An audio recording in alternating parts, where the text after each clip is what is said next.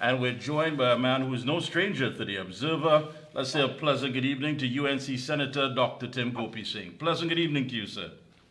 Good evening, Mikey, and good evening to your viewers. Thank you so much. I know it's been a hectic day and quite a day at it as well in the Senate. So I want to first thank you for taking time out after such a round of debates to link with us here and share with us the information. For those of us who are looking on, there's still more questions than answers.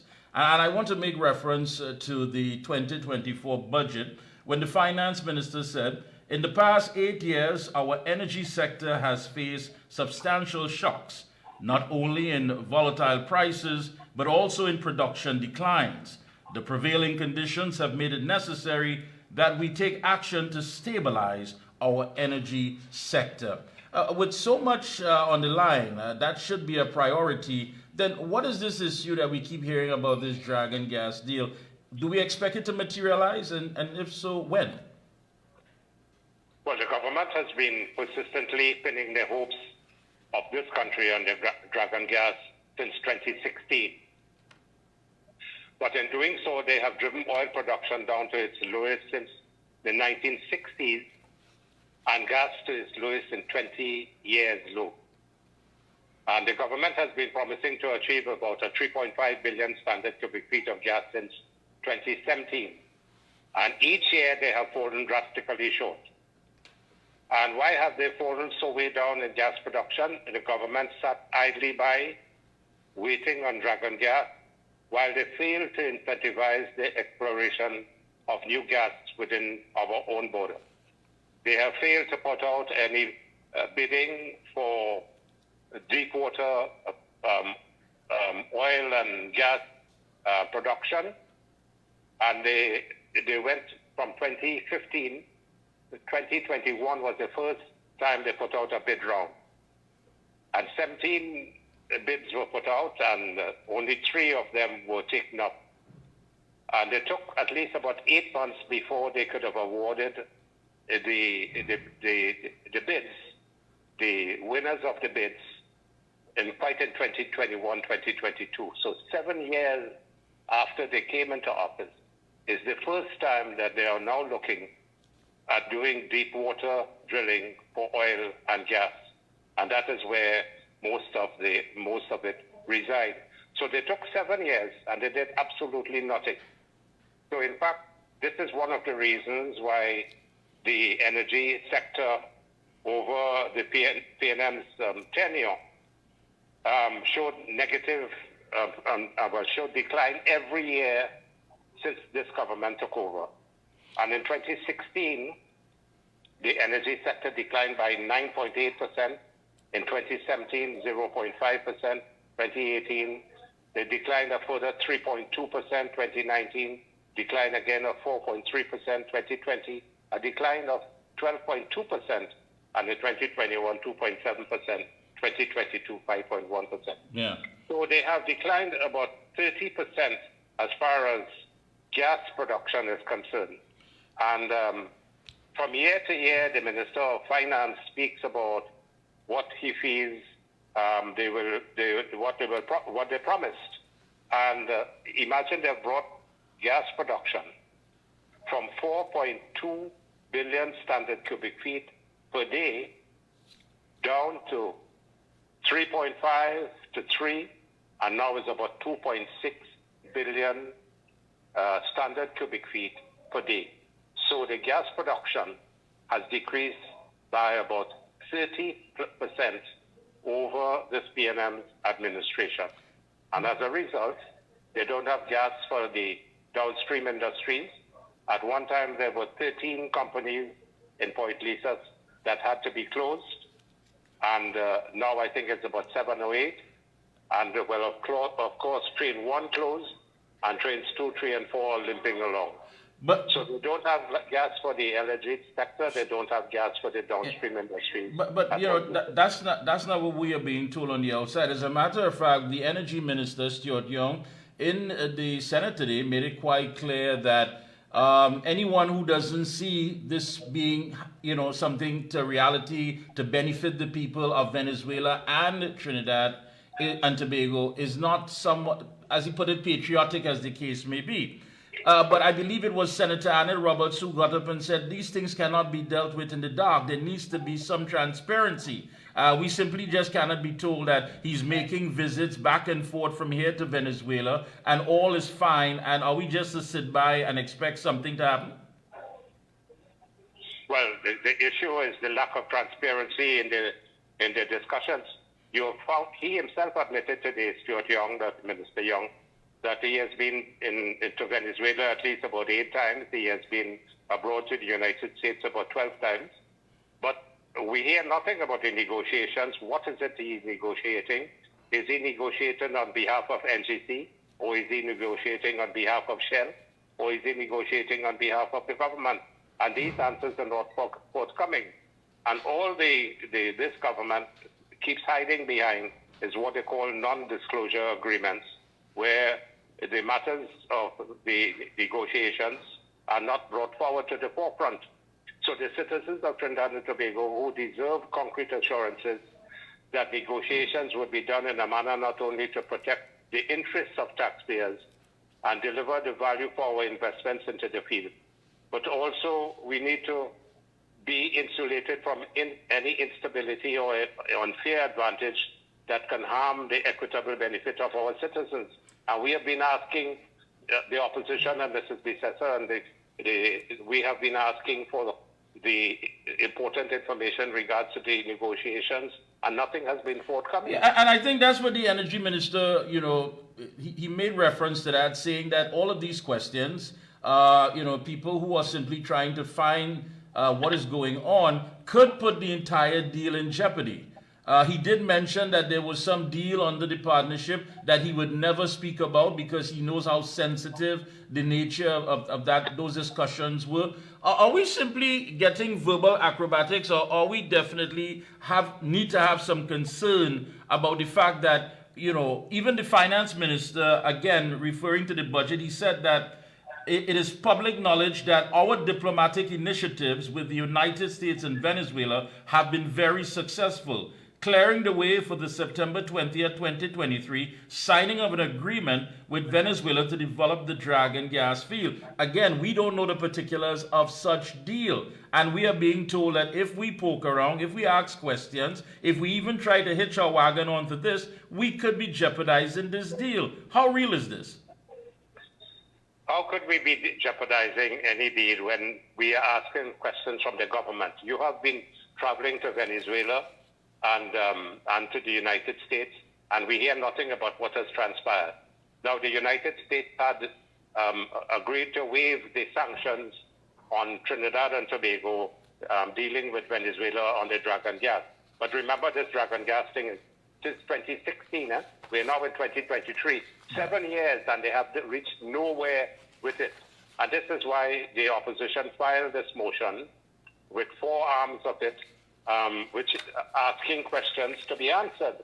And today we heard no answers, basically, from the Minister of Energy. He went around the place just talking about the history of the oil and gas, 100 years with oil, 50 years in gas, and came nothing to the forefront.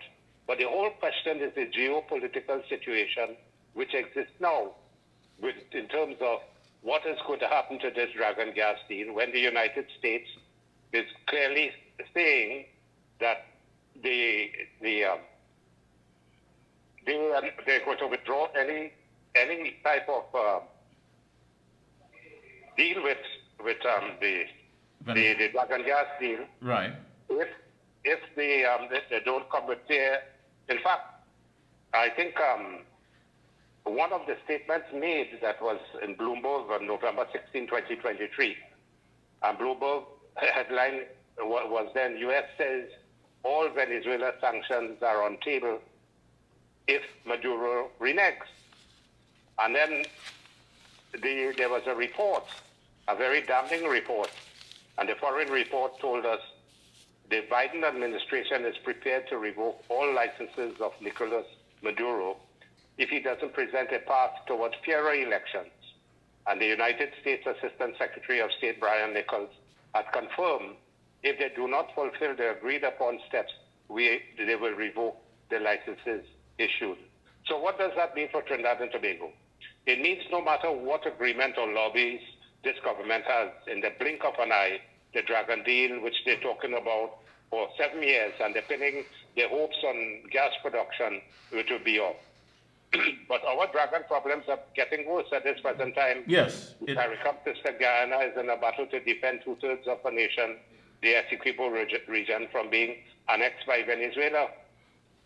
And all CARICOM nations, as well as the U.S. government, have officially called on Venezuela to respect international law. Yet the Venezuelan government is going ahead with a referendum that seeks support to claim the Essequibo region. So that has an impact on the Dragon Deal. Yeah. And this is no ordinary dispute, Mikey, as the Guyanese president has officially informed the global community that in the event of military action from Venezuela, their regional allies will not stand back and see anyone take advantage of Guyana, meaning Trinidad and the Caribbean and so on. So do not feel for one moment that this will not affect Dragon. This goes beyond Dragon, and it will call upon us as a country to stand with Guyana in more ways than one if this escalates. I know one of the big concerns that came up in the Senate today, the opposition is concerned about the lack of expertise by the energy minister and his team. Do they understand as well the underlying of this geopolitical problem that we would have to face if these things are not dealt with? I'm sure they understand and appreciate it. But behind the scenes, they're trying to turn a blind eye to it because they pinned all their hopes on this Dragon Deal, and now they will be found wanting because the United States might revoke the OFAC license that they have given them because Venezuela might not go into the tradition of respect for law and a democracy and a free and fair election. And then the other issue is that if this referendum coming up in a few days in Venezuela indicates that the Essequibo should be annexed to Venezuela, what will happen then? You may have the United States coming in if Maduro decides to go into the Essequibo and advance his country into Essequibo. You will have the United States trying to defend the rights of the people of Guyana. So all this Dragon Deal will come to naught as a result. And so will the Trinidad and Tobago government be willing to remain as working partners with the Maduro regime if they decide to act by seizing the Essequibo region or 2/3 of Guyana's land? Yeah. And these are questions that have to be answered. And you're right, Dr. Gopeesingh. A lot of these things lack clarity. Today, if I'm not mistaken, you can correct me, was it said that Delcy Rodriguez's visit to Trinidad at the height of the pandemic was about the Dragon gas deal? Of course, he alluded to that today. He made mention, he stated that. So he was telling the untruth from the beginning when the opposition and the opposition leader asked, what is Delcy Rodriguez doing in Trinidad? Who are the people who came to Trinidad? On what mission they came to Trinidad? And they said that they were talking about COVID and so on. But today in Parliament, in the Senate, he indicated that Delcy Rodriguez and they came and there were negotiations on this Dragon Deal when they came. So he didn't know who was there then. They didn't know what they came for. But today, the truth came out to indicate that they came here and part of it was for negotiations on the Dragon Deal. So this minister should be fired. Yeah, I think that said quite a lot. And I think for those who are looking on, geopolitically, that was a black eye for Trinidad and Tobago. Because it seems so premature that you would be having these talks, knowing quite well that in order to access anything, you would have to get some sort of permission granted by U.S. authorities. And this was in the heights of the pandemic when everything was locked down, when even our own citizens were locked out of this country. Yes, remember the United States had placed sanctions on countries not to have any dealing with Venezuela. And stealthily, we were able to determine and find out that this plane came in to Trinidad from Venezuela. And when the questions were asked by the opposition leader and the opposition, there were no answers were forthcoming. They refused and they hid under veil that they came to, and there were some discussions on COVID, which was today we found out the truth, that there were discussions on this Dragon deal when they came there last time.